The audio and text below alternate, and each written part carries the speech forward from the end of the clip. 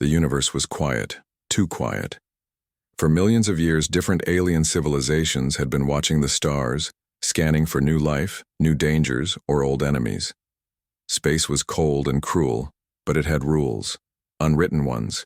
Don't interfere. Don't wake what's sleeping. Don't cross into the black zones. Everyone knew these rules. They weren't in books. They were in instinct, in fear, in survival. But then something happened. A small research satellite orbiting Varel 6, a planet with red clouds and a dying sun, picked up a strange signal. The satellite was just a basic one, meant to watch stars, not listen to them. But that day had caught something different, a pulse, a repeating sound, faint, almost lost in space noise, like a heartbeat.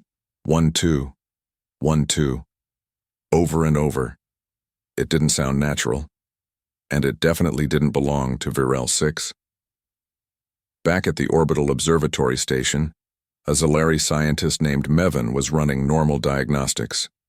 His people were known for being patient and logical, good at science but bad at imagination. Mevin was different. He believed in things not yet proven. So when he saw the repeating signal, he paused. He didn't ignore it like the system told him to. He zoomed in, slowed it down, cleaned the noise, and amplified it. It wasn't a sound. It was a code. Coordinates. Maven's long, translucent fingers trembled. He stared at the screen.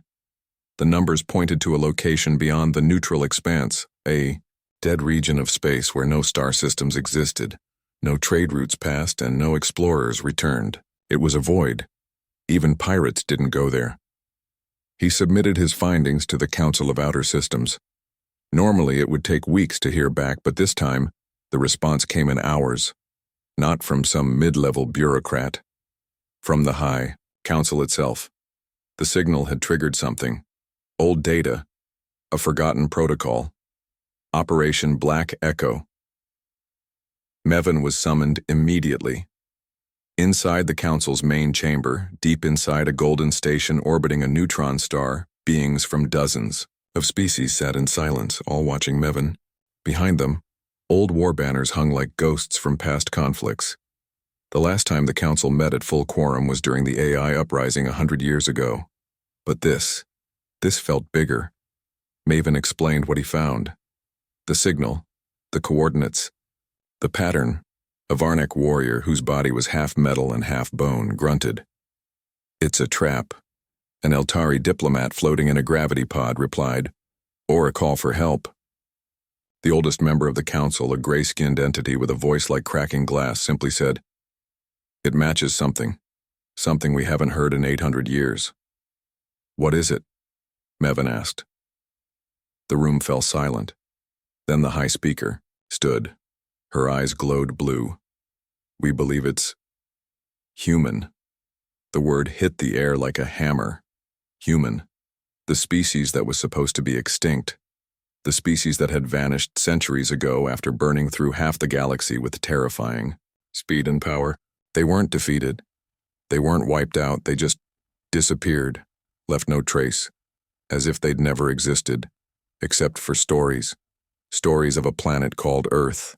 Of machines that ate stars, of minds that walked through time, of a final war, too big and terrible to even describe.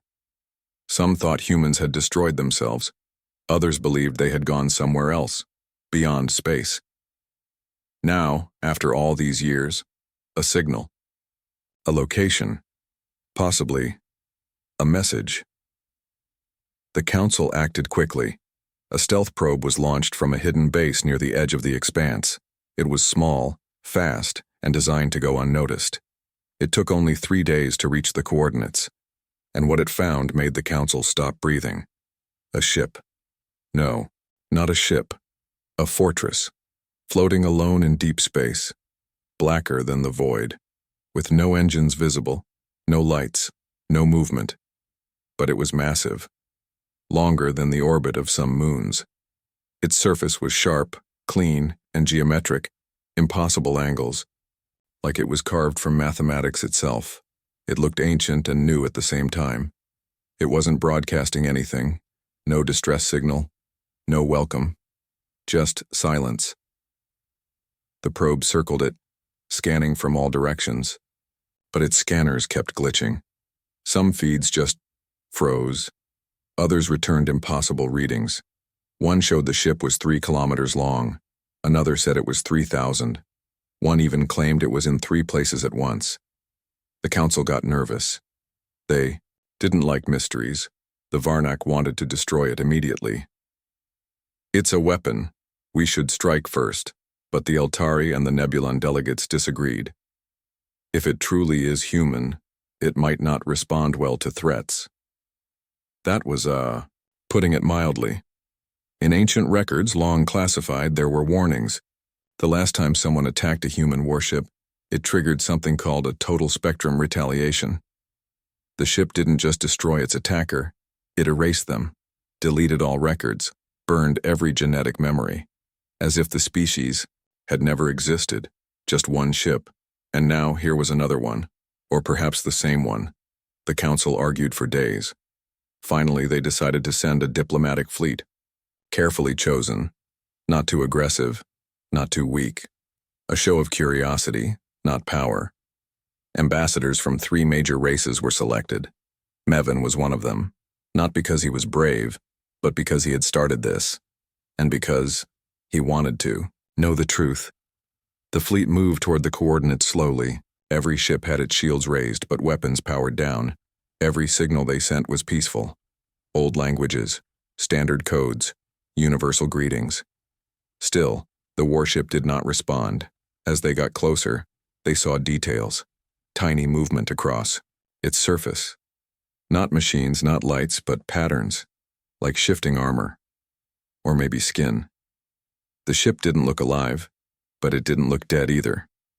At 1,000 kilometers, the fleet paused. Still nothing. Some suggested getting closer.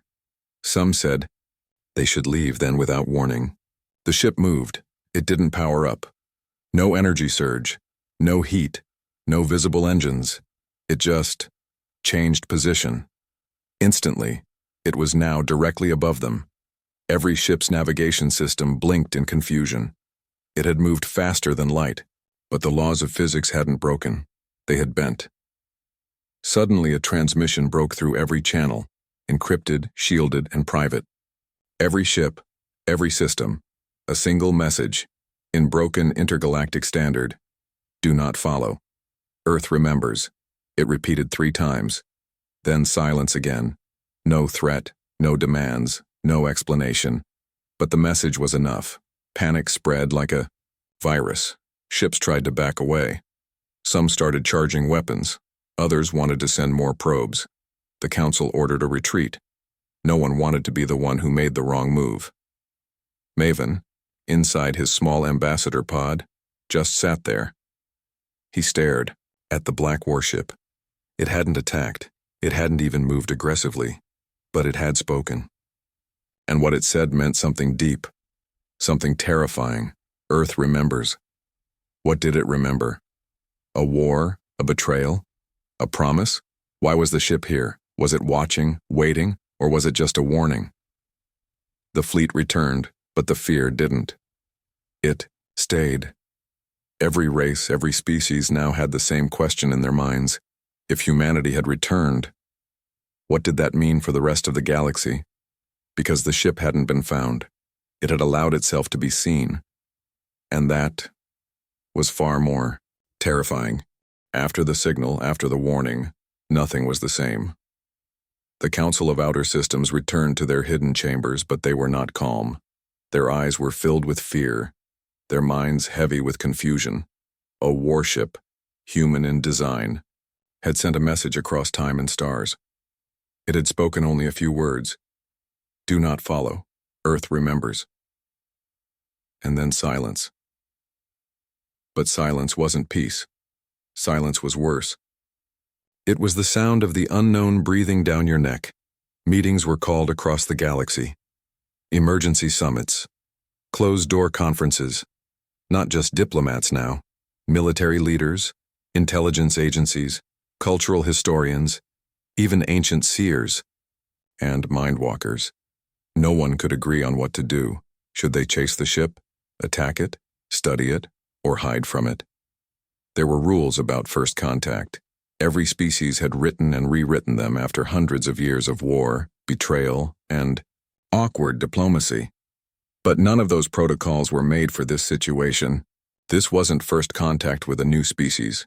This was contact with something forgotten, something buried, and now awakened. On the outer moons of Selnor, where elite operatives trained in silence, a secret order of star linguists was called in.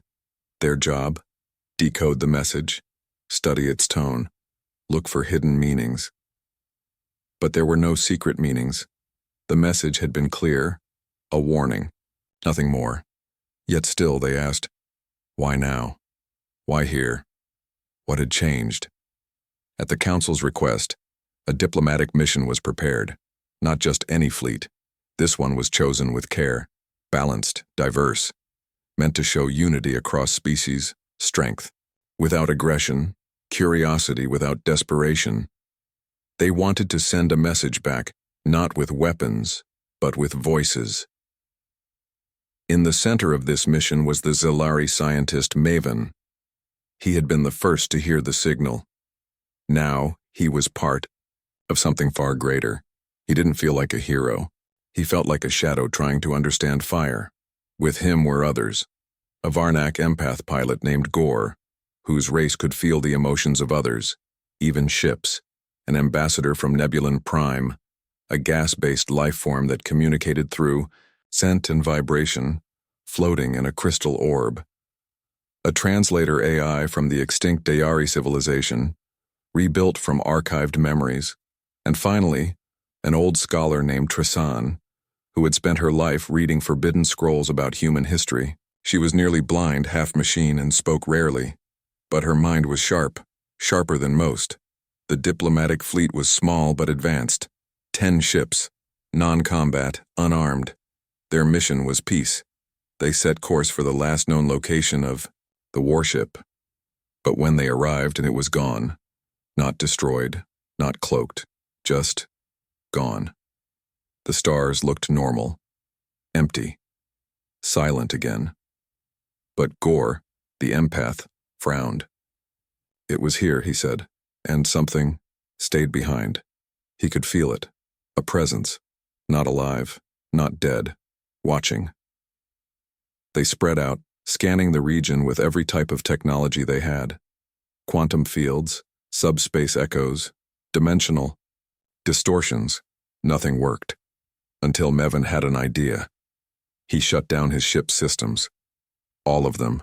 And waited. The others thought he had gone mad, but Maven believed that the warship didn't like being scanned.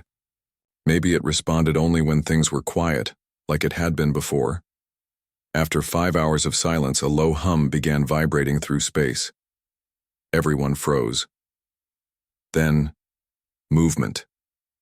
The warship appeared again. No flash, no arrival signature, it was just suddenly there in front of them like it had always been. Perfect. Black. Still. This time, it was closer. Much closer.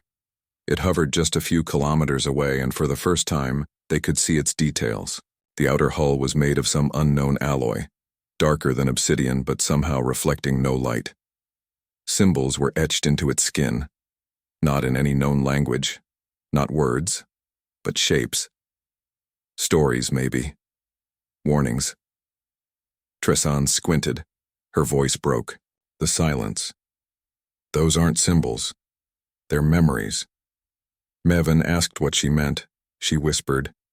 The humans used to encode feelings into geometry. It was their way of hiding messages from machines. You have to feel them, not read them.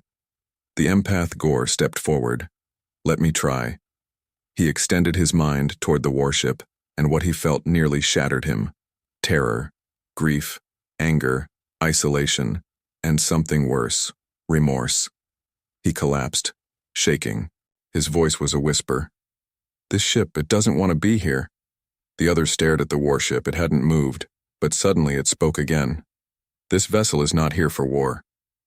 But it is war. The voice was cold, mechanical, but behind it was something else. A memory of a human voice, as if the ship remembered being spoken through by someone long gone. They didn't understand. Not fully. Tristan did. She stood and said, "This is a legacy ship. One of the last Guardians. I read about them in fragments. The humans made them during their final days, to protect their exits, not from enemies, but from themselves." Gore added, "It's bound by purpose, not by choice." The message repeated, "This vessel is not here for war, but it is war." And then, the ship did something unexpected. It sent a data packet. Not to the Council, not to the fleet, to Mevin, only him. His system lit up. But the packet was locked. Ancient encryption, human code lost for centuries. It shouldn't have been decipherable. But it opened for him. Inside was an image. An old Earth. Not how it was known in history books. This Earth was scarred. Broken continents, dead oceans. But in its orbit floated hundreds of these ships. A voiceover played in his mind. "We left not to conquer, but to contain. If you found this, we are not the threat. They are. Don't call us back." Mevin didn't know what it meant, but he shared it with the others. The Council, listening from afar, erupted in chaos. Who were they? What did the humans leave behind, or run from? Was this ship watching for a signal, something to awaken it, or something to keep it asleep, or questions? No answers. The diplomatic team tried to ask the ship more questions, no reply. They tried transmitting peaceful codes again. Silence. Until Mevin asked a single question.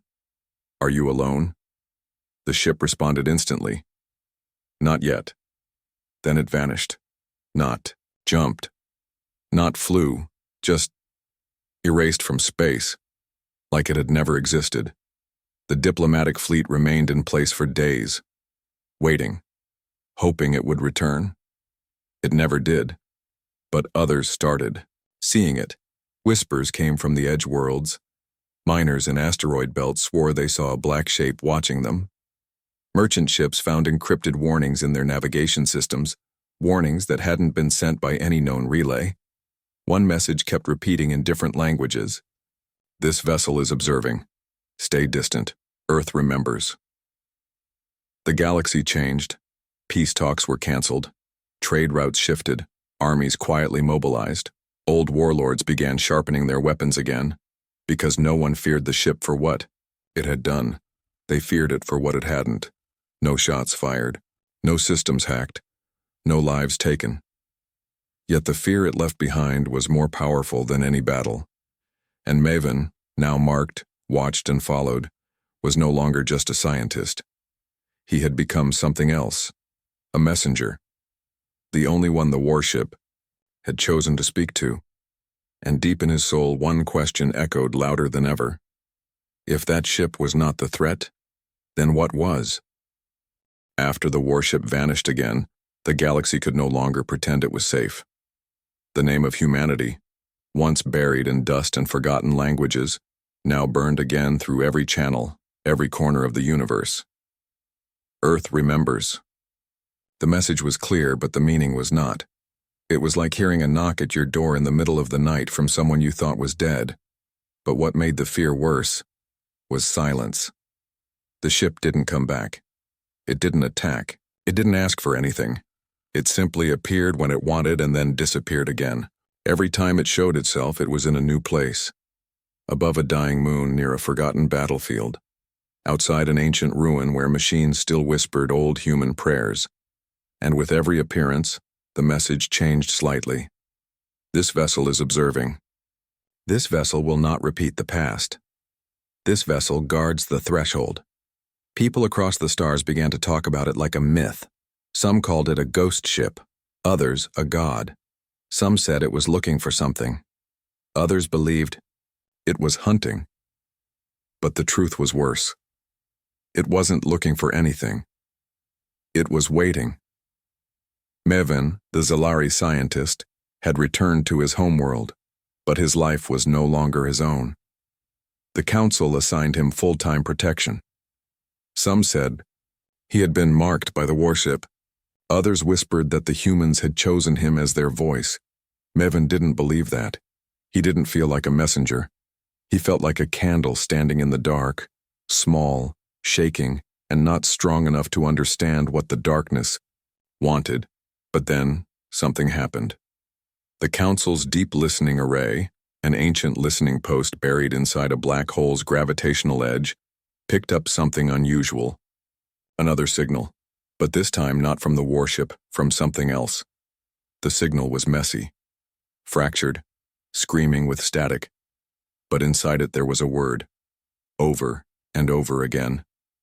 Asharka. Asharka. Asharka. No one knew what it meant. It didn't belong to any language. It wasn't a planet. It wasn't a species. Until Trissan, the old scholar, remembered something. She had once read a line in a burned scroll from the lost era. A single sentence. The Asharka were sealed, away by the warships of Earth. That was enough. The council called another emergency meeting. The warship hadn't been guarding a place, it had been guarding a door. And now, something was knocking from the other side. Maven, tired and scared but still seeking truth, requested permission to visit the place the new signal was coming from.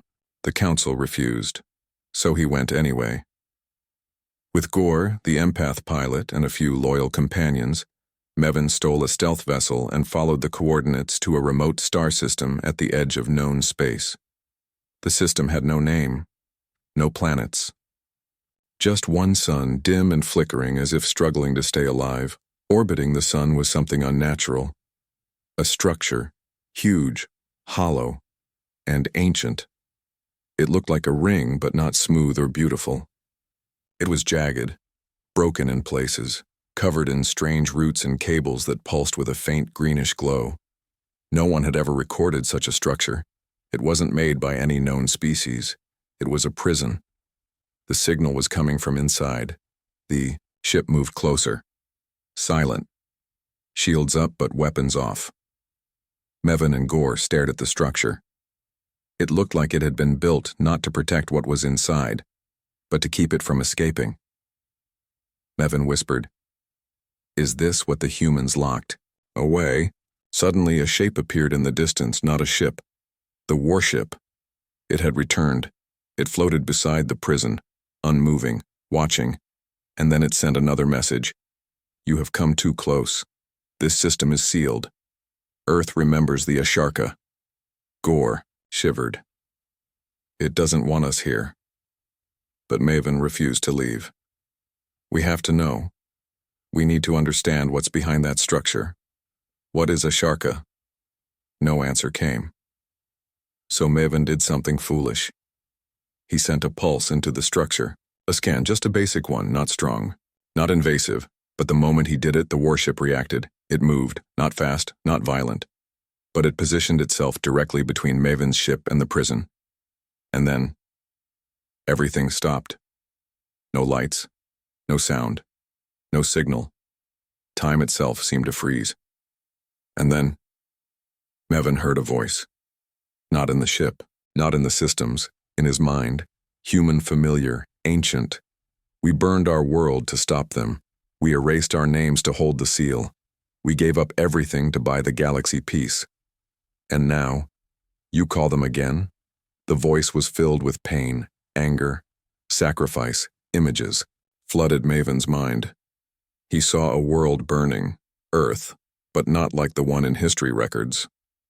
This Earth was broken, cracked open like an egg. Oceans boiled, skies ripped apart. But not from war, from escape. The Asharka. They weren't a species. They were corruption, living entropy, things that broke reality, twisted time, melted life, into nightmares. And humans had stopped them, not by fighting them, but by locking them away and becoming their jailers. The warships weren't weapons, they were keys, living keys, bound forever to the prisons they guarded. And if even one of those prisons was touched, Everything would begin again. The voice ended. Time returned. The warship floated silently, no longer threatening but no longer patient. It had shown Maven the truth. Now it expected him to leave. He didn't, because now he knew something else. The structure. It wasn't holding anymore. Tiny fractures in its surface, whispers leaking out. The Asharka were waking up. And the warship, it was not strong enough anymore. Too long alone. Too long silent. Maven made a decision. He activated a beacon, not for war, but for warning. He sent a message to the Council, to every system, every species, not a cry for help, a truth. Humanity didn't leave. They sacrificed themselves to stop the end. The warship is not the threat. The threat is here, and it is waking. The message spread like wildfire. Some laughed. Some ran. Some listened. But those who believed began to gather, not armies, not fleets, but watchers, scientists, thinkers, people who had seen things they could never explain. Because now, finally, the galaxy understood. Humanity had never disappeared. They had been standing at the door to hell.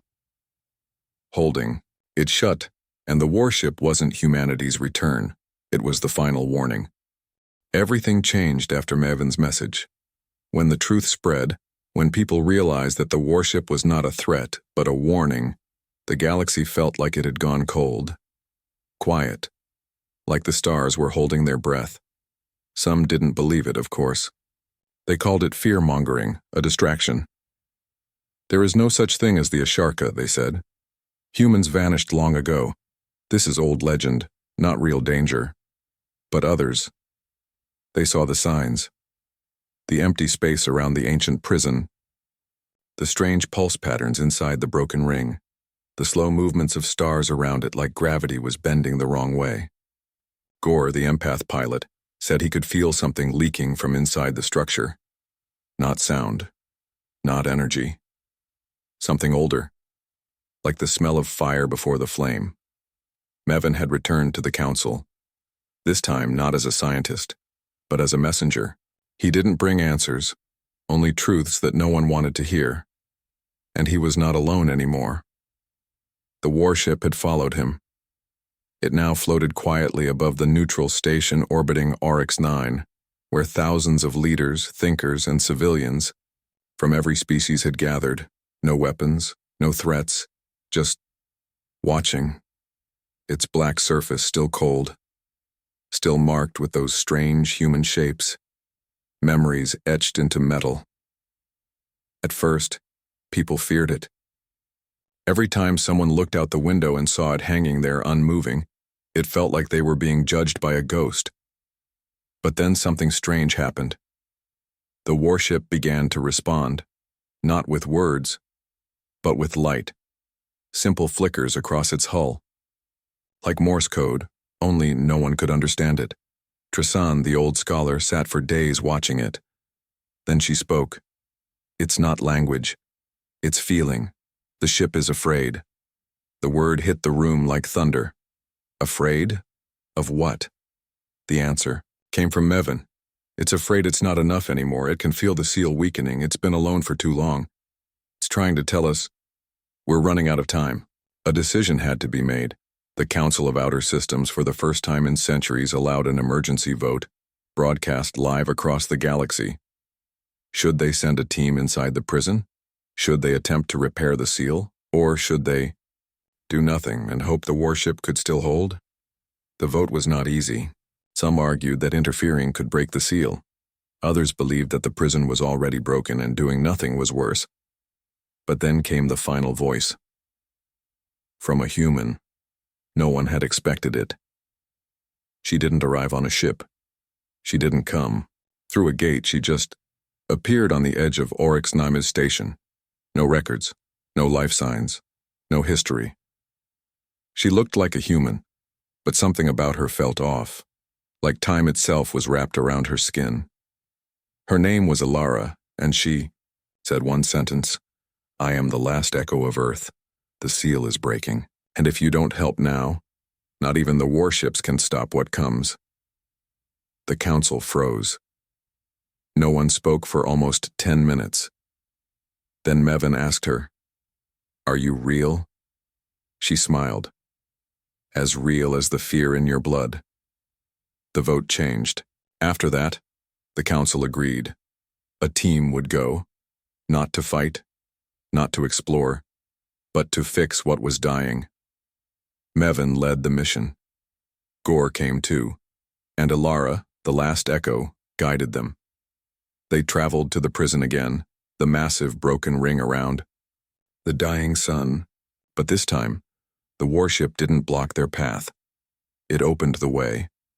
A path through the energy storm, through the field of dead satellites, down into the heart of the structure. And as their ship entered, everything changed. The space inside, the prison was wrong. It was bigger than outside. Endless corridors of black stone, floating islands of light, frozen lakes made of thought, not water. Maven's instruments stopped working. Logic stopped working, and the air, yes, there was air, tasted like old sorrow. Ilara said nothing. She walked through the place like she'd been there before. Gore collapsed again. The mines.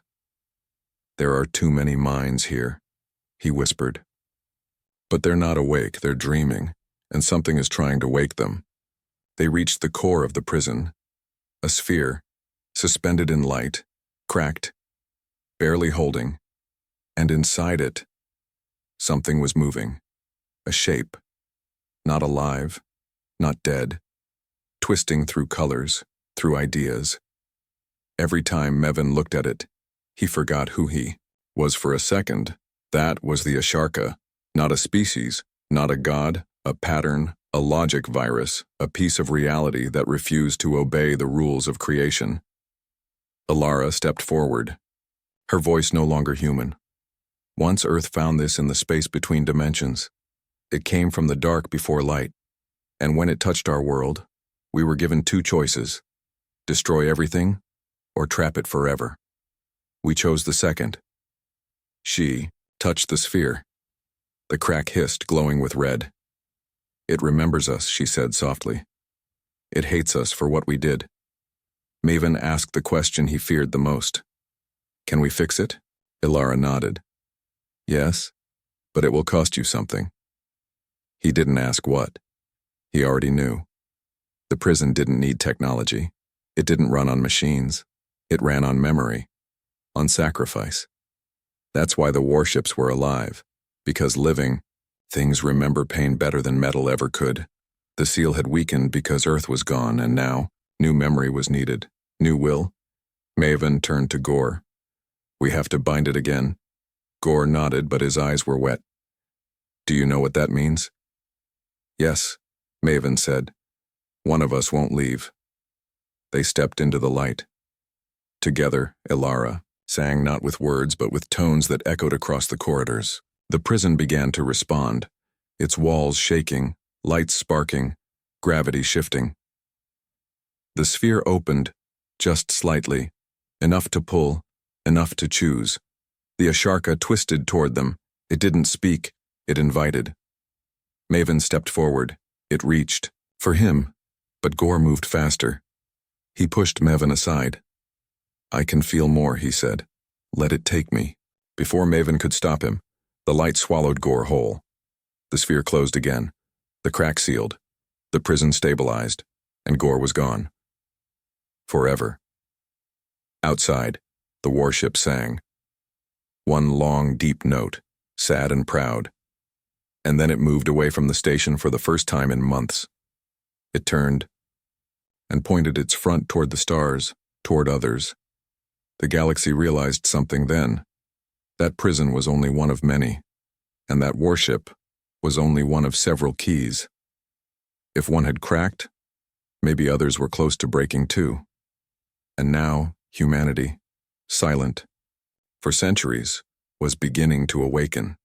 Not in flesh, but in memory, in machines, in echoes, like Ilara. She looked at Mevin one last time before fading away. "You remembered us," she whispered. "Now we remember you. The stars will not face this alone."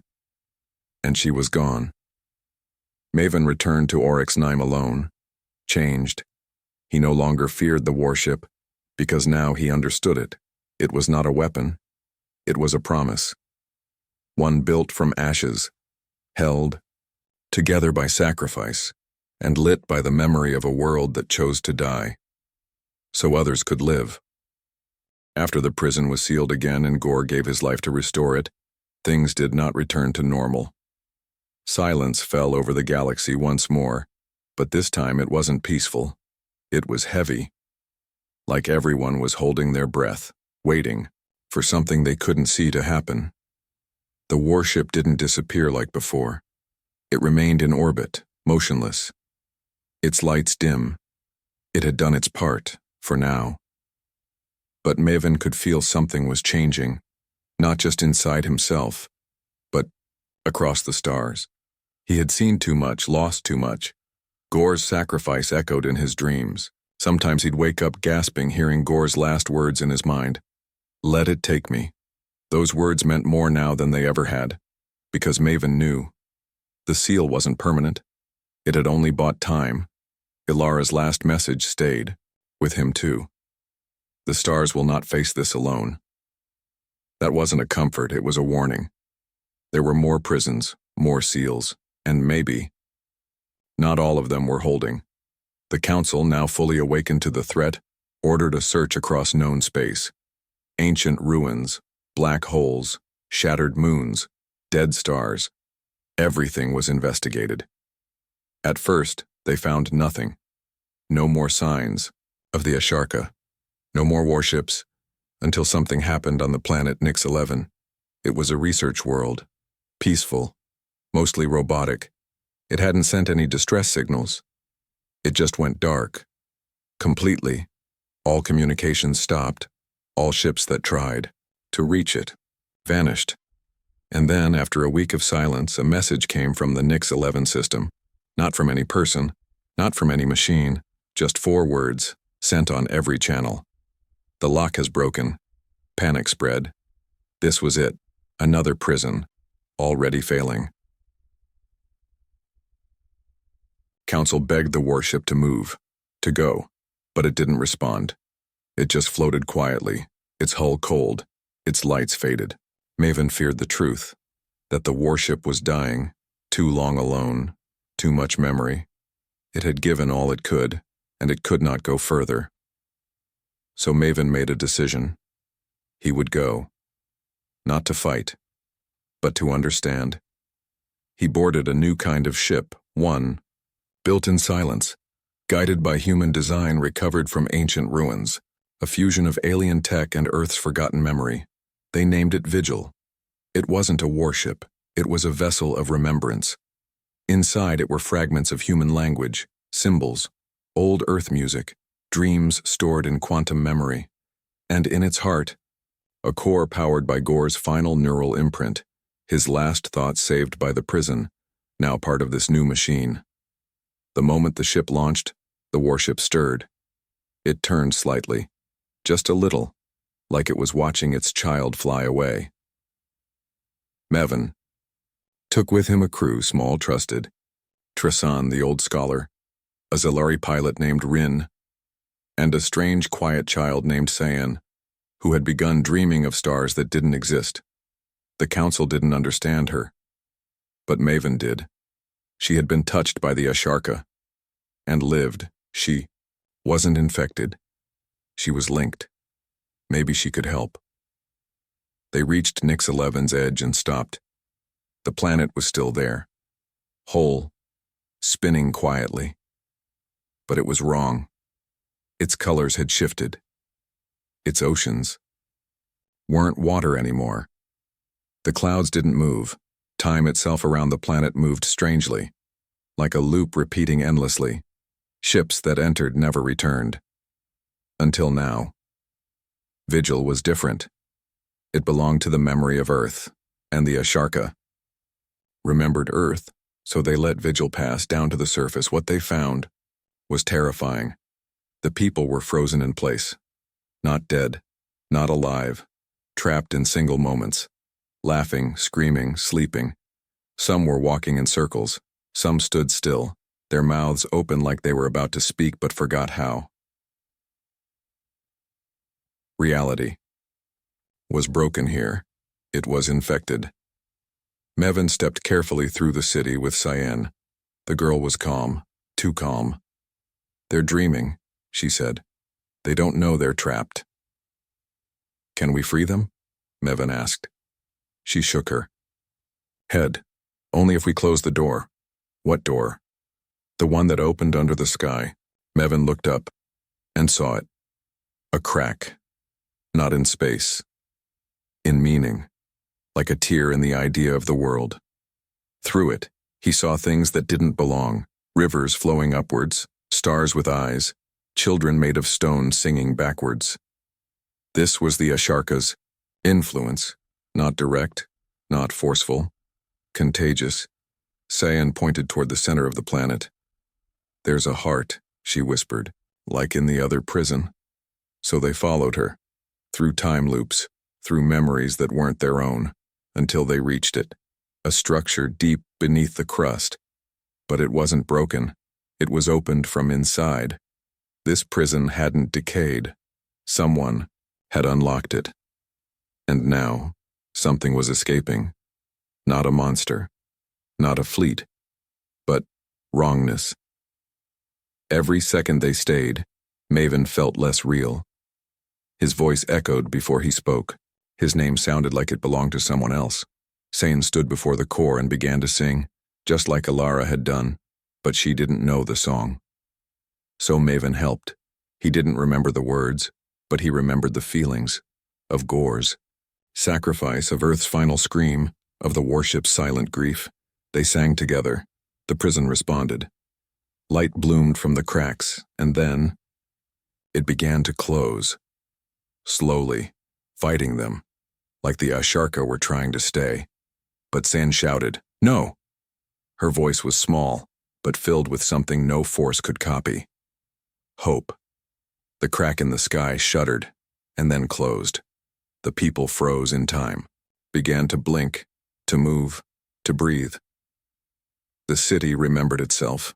The world became real again. Mevin dropped to his knees, exhausted.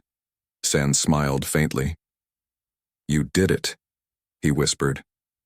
She shook her head. "We did it."